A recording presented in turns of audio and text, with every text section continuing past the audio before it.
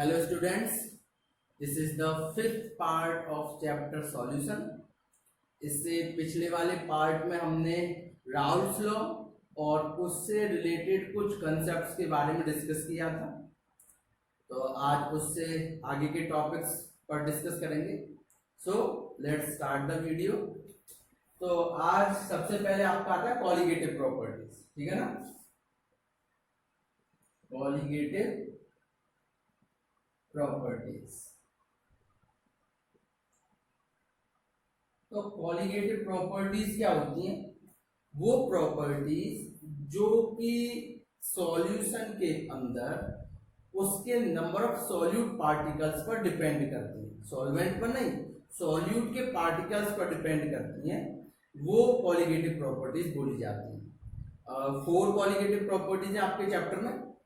तो पहले colligative properties की डेफिनेशन लिख लें। The properties of the solutions which depend on the number of solute particles, on the number of solute particles irrespective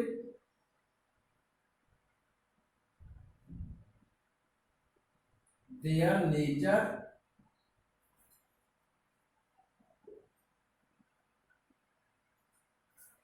of the total number of particles, of the total number of particles of the solution.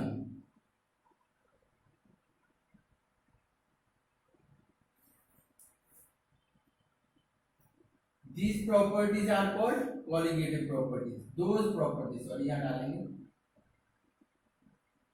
those properties of solutions. These properties are called colligative properties.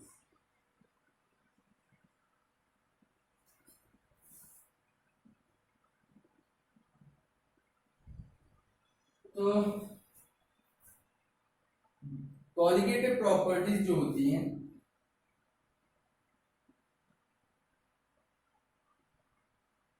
वो directly proportional होती हैं number of solute particles, number of solute particles, और inversely proportional होती हैं number of molar mass of solute, molar mass of solute. ठीक, ये note करके लिख लें आप, इंपोर्टेंट है। उसके अलावा there are 4 colligative properties, there are 4 colligative properties. इसमें जो नंबर फर्स्ट आती है वो आता है रिलेटिव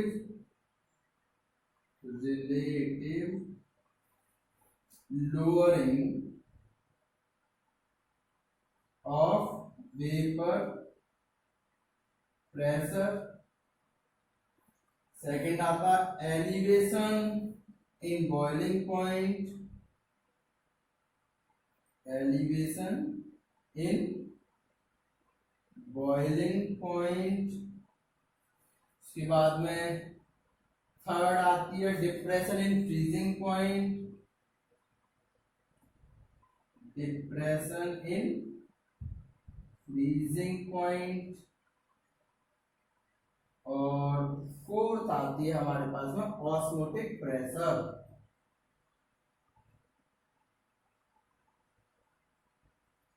तो इस तरह से हमारी 4 कॉलिगेटिव प्रॉपर्टीज है। सबसे पहले वो प्रॉपर्टी सॉल्यूशन की जो कि नंबर ऑफ सॉल्यूट पार्टिकल्स पर डिपेंड करती है, ना कि उनकी नेचर पर। वो कॉलिगेटिव प्रॉपर्टीज कही जाती हैं। और कॉलिगेटिव प्रॉपर्टीज डायरेक्टली प्रोपोर्शनल होती है नंबर ऑफ सॉल्यूट पार्टिकल्स और इनवर्सली प्रोपोर्शनल होती है molar mass of solute. There are 4 colligative properties, 4 colligative properties है। Relative lowering of vapour pressure, elevation in boiling point, depression in freezing point और osmotic pressure. ठीक है ना, note करें इसे। तो जो पहली कॉलिगेटिव प्रॉपर्टी है वो आपकी relative lowering of vapour pressure. तो इसे डालें सबसे पहले, relative lowering of vapour pressure. ये होता क्या भाई?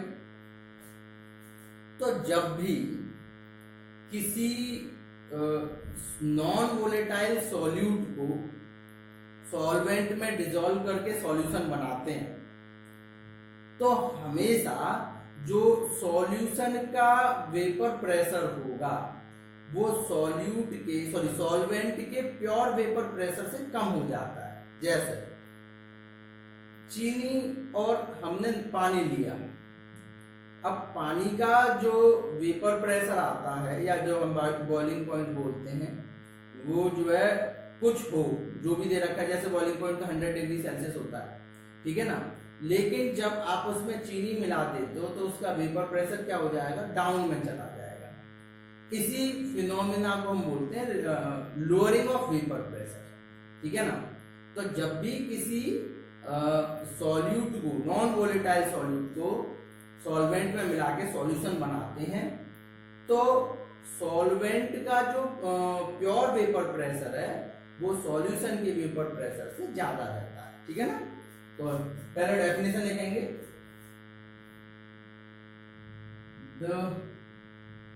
when a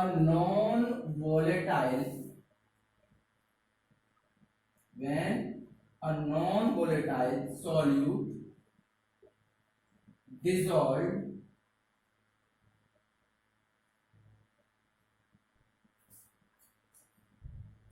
in solvent and make solution, then the vapor pressure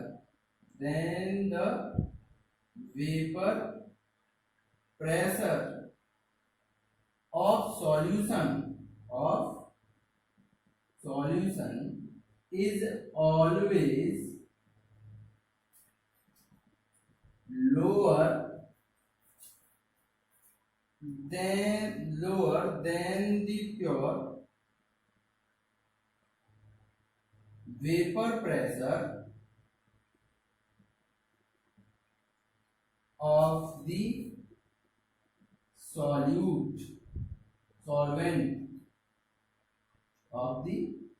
ठीक है ना। When a non-volatile solute dissolve in a solvent and make solution, then the vapor pressure of pure solution is always lower than the pure vapor pressure of the solvent. This is called lowering of vapor pressure. Lowering of vapor pressure, and the relative lowering vapor pressure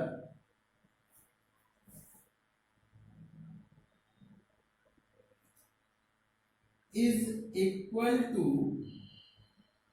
mole fraction is equal to mole fraction of solute। तो relative lowering vapour pressure होता है वो mole fraction of solute के equal होता है। That means भाई relative lowering vapour pressure देखेंगे तो ये हम लिखेंगे delta P1 upon P1 naught, delta P1 upon P1 naught equal to x2।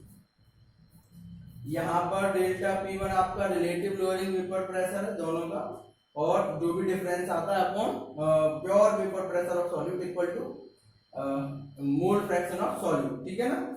इसे और लिख सकते हैं, इसे लिखेंगे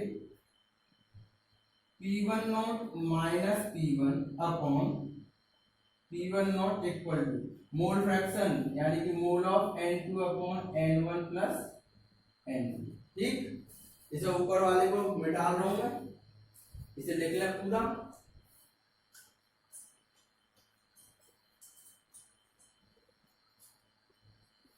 तो यहां से आपका आएगा P1 naught minus P1 upon P1 naught equal to, अब N2 upon N1 plus N2 for dilute solution, for dilute solution जिसमें सॉल्यूट की मात्रा बहुत कम होती है, तो हम लिखेंगे N2 is very very less than to N1, then यहां पर आपका आ जाएगा N2 अपॉन N1।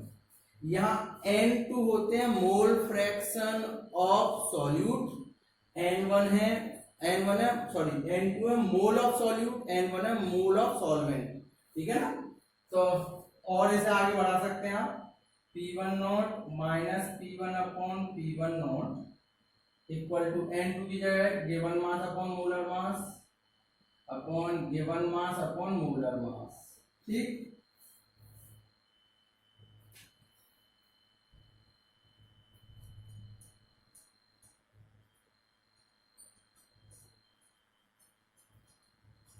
और यहां से आपका रिलेटिव लोअरिंग वेपर प्रेशर का फॉर्मूला आएगा upon P1 naught equal to, ये दूर दूर ये पास पास का, तो ये हो जाएगा W2M1 अपॉन W1M2। ये आपका रिलेटिव लोअरिंग वेपर प्रेशर का फॉर्मूला। ठीक है ना। डेल्टा P की जगह पे P1 की जगह पे P1 naught minus P1। P1 क्या है, 1, जहां नंबर 1 आ रहा है वो है आपका सॉल्वेंट, जहां नंबर 2 आ रहा है वो है सॉल्यूट। यानी कि अगर चीनी और पानी में ले तो नंबर 1 पे आता है पानी क्योंकि क्वांटिटी ज्यादा है, और नंबर 2 पे आता है चीनी क्योंकि क्वांटिटी कम है, उसी हिसाब से।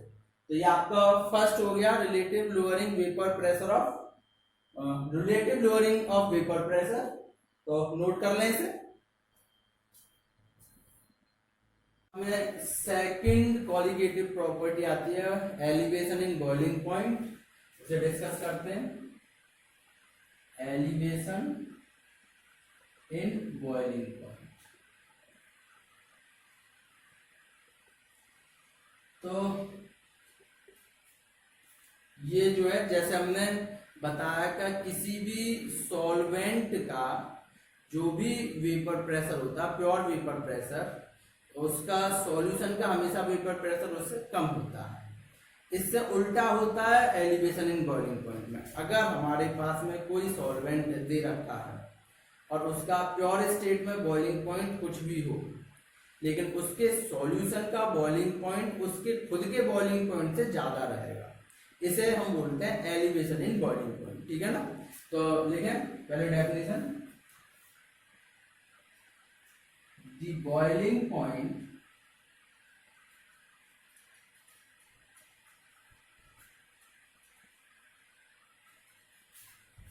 is that the boiling point of a solution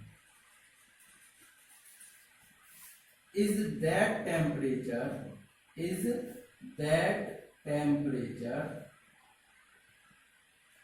at which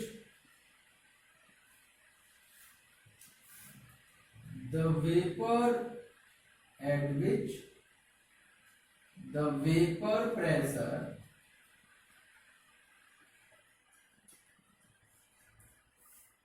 of the solution becomes equal to atmospheric pressure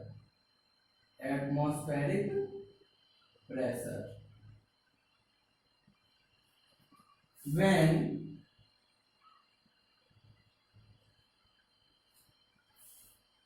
a solute dissolved and make solution,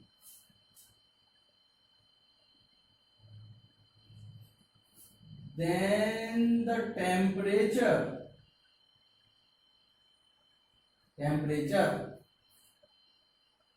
of then the boiling point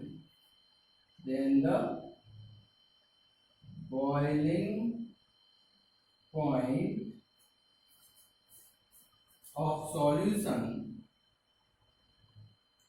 is increased to the boiling point of solvent, increase to the boiling point of the solvent. This increasedness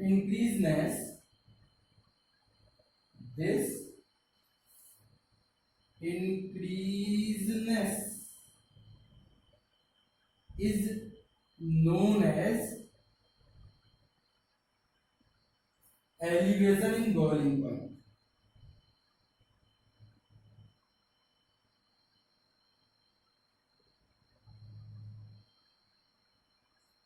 तो पहले समझ लें, boiling point किसी भी solution का वो temperature होता है जिस पर उसका वेपर प्रेशर एटमॉस्फेरिक प्रेशर के इक्वल हो जाए। ठीक है ना, किसी भी सॉल्यूशन का बॉइलिंग पॉइंट वो टेम्परेचर है जिस पर उसका खुद का वेपर प्रेशर एटमॉस्फेरिक प्रेशर के इक्वल हो जाए। जब किसी सॉल्यूट को डिसॉल्व करके सॉल्यूशन बनाया जाता है तो अब सॉल्यूशन का बॉइलिंग पॉइंट इंक्रीज हो जाता है सॉल्वेंट के बॉइलिंग पॉइंट से। This increaseness is known as boiling point in elevation in boiling point. तो ये इंक्रीजनेस ही बोली जाती है एलिवेशन इन बॉइलिंग पॉइंट। ठीक है ना, तो इसका फॉर्मूला है इफ, नेक्स्ट यहीं से लिख लें, if PB is the boiling point of solution and PB naught is the boiling point of solvent, then elevation in boiling point delta TB equal to TB minus TB not. ये जो है boiling point elevation का जो है formula है, इसे note करें। उसके अलावा इसे मिटा रहा हूं मैं,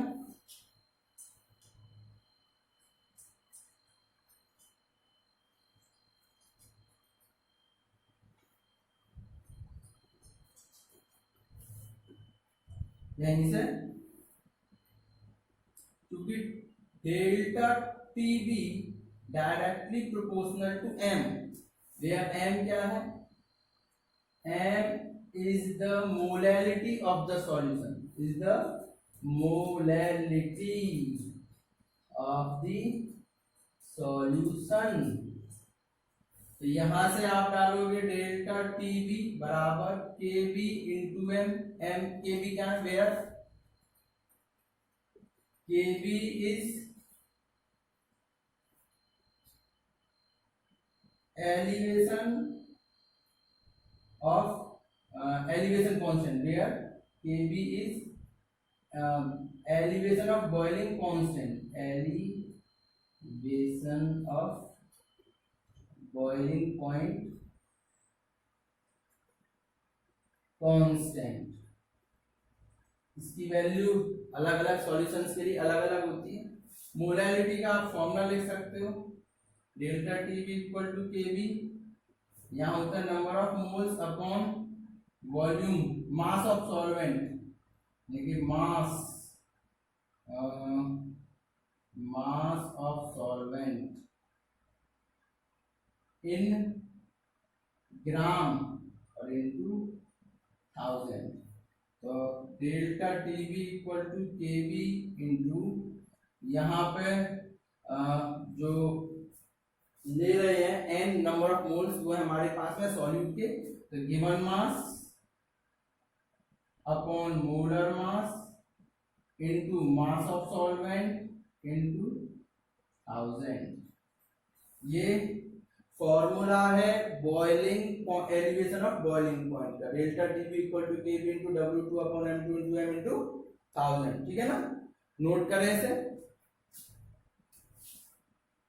के बाद में ये टेम्परेचर प्रेशर कर्व है सॉल्वेंट और सॉल्यूशन के बीच, बॉइलिंग पॉइंट ऑफ एलिवेशन वाला है ये 180 एम का एटमॉस्फेरिक प्रेशर है, ये टेम्परेचर है। ठीक है ना, तो सॉल्वेंट का हमने बोला कि अगर सॉल्वेंट को डिसॉल्व करके सॉल्यूशन बनाते हैं तो सॉल्वेंट का जो भी टेम्परेचर है वो सॉल्यूशन के टेम्परेचर से कम हो जाता है या सॉल्यूशन का टेम्परेचर बढ़ जाता है, इसी को बोलते हैं हम एलिवेशन इन बॉइलिंग पॉइंट।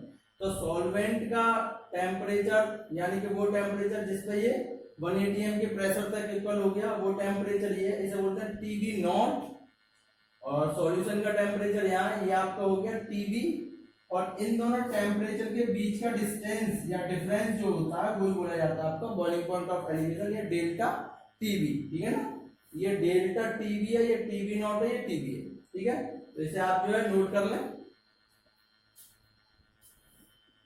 उसके बाद में थर्ड क्वालिटेटिव प्रॉपर्टी आती है, वो है depression in freezing point, depression in freezing point. तो ये क्या चीज है, जब भी सॉल्यूट को सॉल्वेंट में मिला के सॉल्यूशन बनाते हैं तो जो सॉल्वेंट का क्या बोलते हैं, सॉल्वेंट का जो फ्रीजिंग पॉइंट है वो हमेशा सॉल्यूशन के फ्रीजिंग पॉइंट से ज्यादा होता है, या ये कह सकते हैं कि सॉल्यूशन का फ्रीजिंग पॉइंट हमेशा सॉल्वेंट के फ्रीजिंग पॉइंट से कम होता है, इसी को बोलते हैं हम डिप्रेशन इन फ्रीजिंग पॉइंट। ठीक है ना, तो सबसे पहले डेफिनेशन देखते हैं। The freezing point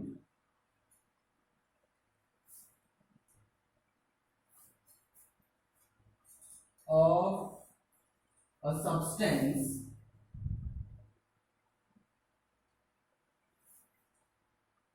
is that temperature at which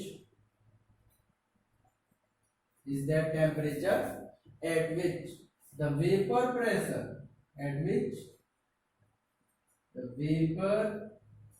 pressure of the solution in liquid phase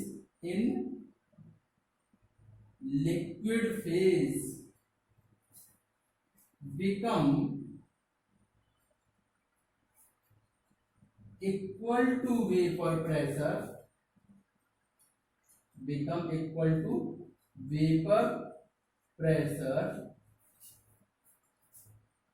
in its solid phase। यानी कि फ्रीजिंग पॉइंट किसी भी सब्सटेंस का वो टेम्परेचर होता है जिस पर उसका वेपर प्रेशर उसके लिक्विड फेज में जितना भी हो वो बराबर हो जाए वेपर प्रेशर उतने के जब वो सॉलिड फेज में कन्वर्ट हो जाए। ठीक है ना, when solute dissolved into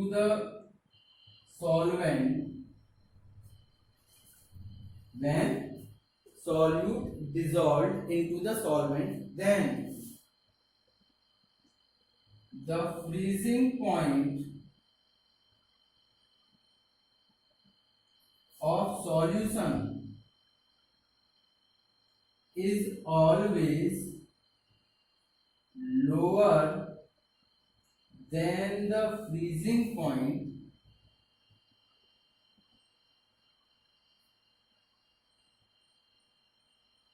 of solvent in its pure state।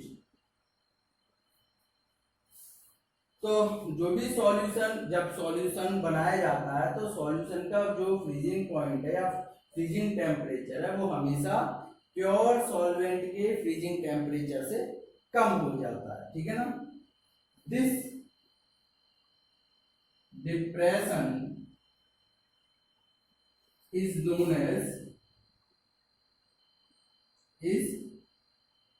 known as depression in freezing point, ठीक है ना। तो if TF naught is the freezing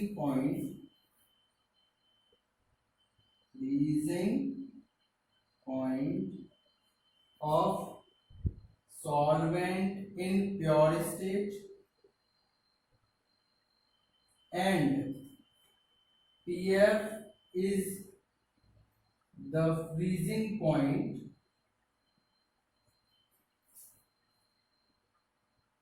of solution, then depression in freezing point delta TF equal to TF naught minus के TF। तो जो भी depression होगा वो प्योर सॉल्वेंट के फ्रीजिंग पॉइंट में से सॉल्यूशन के फ्रीजिंग पॉइंट को कम करके होगा, ठीक है ना। तो ये आपका पूरी डेफिनेशन है विद फॉर्मूला, इसे नोट करें। इसी का डिप्रेशन इन फ्रीजिंग पॉइंट में यहां आप डालोगे depression in freezing point delta TF directly proportional to molality, ठीक है ना। मोलैलिटी जैसे हमने वहां लिखा था delta TB equal to TB directly proportional to M, और डेल्टा TF बराबर KF into M, where KF is called molar elevation constant, molar depression constant, molar depression constant, उसे हम केबी को जो है मोलर एलिवेशन कांस्टेंट बोल सकते हैं, इसे मोलर डिप्रेशन कांस्टेंट बोलते हैं, ठीक है ना। तो यहां से delta TF equal to KF। अब मोलैलिटी का फॉर्मूला होता है mole of solvent upon mass of solvent, sorry ये सॉल्यूट था, mass of solvent in gram into 1000, और यहाँ से डेल्टा TF आएगा KF इंटू N2 की जगह पे W2 upon M2, mass of solvent आप W1 मान सकते हैं इंटू 1000। हमने बोला जो नंबर 1 पे है वो सॉल्वेंट है, जो नंबर 2 पे है वो सॉल्यूट है, ठीक है ना। तो इस तरह से आप इसका जो डिप्रेशन इन फ्रीजिंग पॉइंट का ये पूरा डेरिवेशन नोट करें। डिप्रेशन इन फ्रीजिंग पॉइंट का भी ग्राफ है, तो graph of depression in freezing point of solvent and solution vapour temperature graph है। ये हमारे पास में सॉल्वेंट है, सॉल्वेंट का ग्राफ ऊपर है क्योंकि इसका फ्रीजिंग पॉइंट ज्यादा होता है, सॉल्यूशन का ग्राफ नीचे क्योंकि इसका फ्रीजिंग पॉइंट कम होता है। ये जहाँ पे यहाँ से ये सॉल्वेंट स्टार्ट हुआ वहां से एक लाइन हम नीचे तक लेकर आए, ये सॉल्यूशन है वहां से एक लाइन नीचे कर आए, तो यहाँ से इसका ये फ्रीजिंग पॉइंट सॉल्वेंट का वो आपको TF नॉट, और जो सॉल्यूशन का है वो हो गया आपका TF, और इन दोनों के बीच का जो डिफरेंस है वो आपको हो गया डिप्रेशन इन फ्रीजिंग पॉइंट या डेल्टा TF, ठीक है ना। ये वाला ग्राफ जो इन दोनों पॉइंट लाइनों को मिलाता है इसे बोलते हैं फ्रोजन सॉल्वेंट। तो ये ग्राफ आप अपनी बुक में नोट करें। और आज जो है ये 3 कॉलिगेटिव प्रॉपर्टीज ही तैयार कर लीजिए। नेक्स्ट वीडियो में हम जो 4th कॉलिगेटिव प्रॉपर्टीज और उससे रिलेटेड कुछ न्यूमेरिकल्स कराएंगे। तो तब तक के लिए गुड बाय।